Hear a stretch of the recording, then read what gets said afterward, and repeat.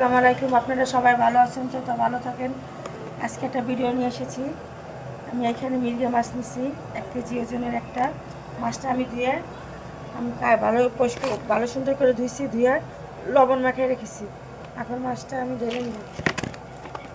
আমি এখানে 1 পিস লেবু দিব, লেবুর রস, আর একটু লবণ দিব, হলুদ দিব 1 চামচের মতো, মরিচ দিব 1 চামচ।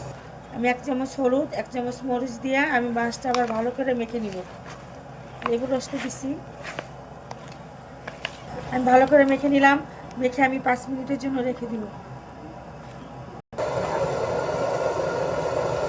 আমার তেলটা গরম হয়ে গেছে, আমি মাছটা 5 মিনিটের জন্য রেখে দিচ্ছিলাম। মাছটা দিয়ে দিব, তেলে ভেজে নিব।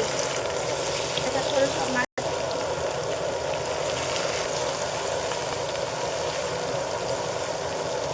হয়ে গেছে, আমি মাছটা এখন উঠে নিব। আমি বেশি করে কড়া, এখন ভালো করে কড়া করে ভাজা দিব না, একটু বেশি থাকবো, কম ভাজবো। আমার মাছটা ভাজা হয়ে গেছে, দেখেন কত সুন্দর করে ভাজছি। আমি বেশি ভাজি নাই, তারপরে লাল লাল দেখাতেছে। আমি এক এক করে মাছটা উঠে নিব। মাছটা উঠে নিব, এই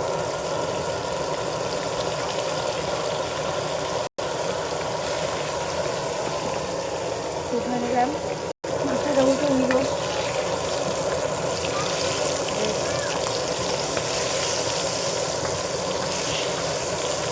মাছ ভাজা হয়ে গেছে, আমি নামাই নিলাম। আমি এখানে পেঁয়াজ কুচি, 2টা শুকনো মরিচ, 4টা কাঁচামরিচ দিয়ে দিচ্ছি। আমি মাছ ভাজার তেলটা দিয়ে দিই। আপনারা আপনাদের মতন দিলাম। এখানে ছোটো পেঁয়াজ প্রায় 8-10টার মতন, 2টা টমেটো দিয়ে দিব, মতন আদা বাটা, রসুন বাটা, ধনিয়ার গুঁড়ি দিয়ে দিলাম, হলুদ 1 চামচ, লবণ, পানি দিয়ে দিলাম।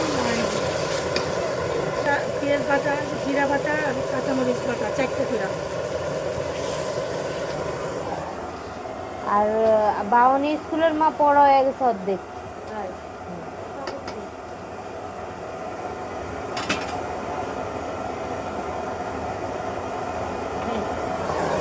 মাছটা আমি একটা করে মাছটা দিয়ে দেবো। মশলাটা কষানো হয়ে গেলে মাছটা দিয়ে দিলাম, করে দিব, নাড়া দিব। চামচ দিয়ে করলে ভেঙে যাবো।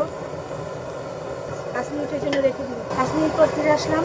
আমার মাছ হয়ে গেছে, আমি ধনে পাতাগুলি দিয়ে দেবো ছিটা।